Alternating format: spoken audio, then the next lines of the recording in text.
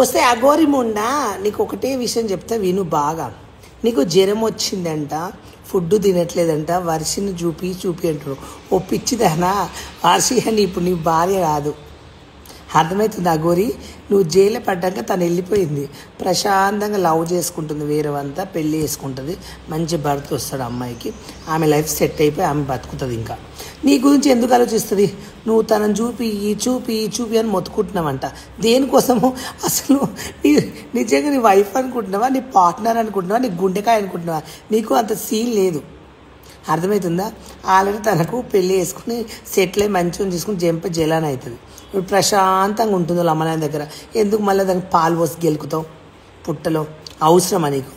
ఆ గొరి మూసుకుని తిని పో, నీకు మంత్రాలు వస్తాయి కదా, బూంగ్ గీంగ్ గీంగ్ కట్టాని మాయంగా గుంటూరులో ఆడ మాయమే, మళ్ళీ జైలుదేలు నీకు అన్నీ వస్తాయి కదా, మంత్రాలు గింత్రాలు వస్తాయని చెప్పిన. మరి ఇప్పుడు నీ మంత్రం ఏది పని చేయట్లేదు ఆ గోరి.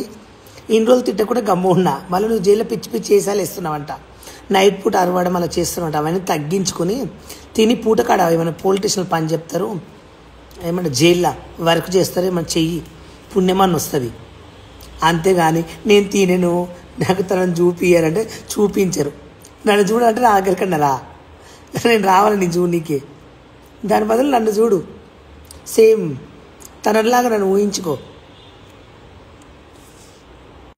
సిగ్గుండాలి, ఎన్నిసార్లు చెప్పలే పెట్టే చంపబడతాం మళ్ళీ దాని గురించి ఆలోచించామంటే. ఏం పనిపాటు లేదా?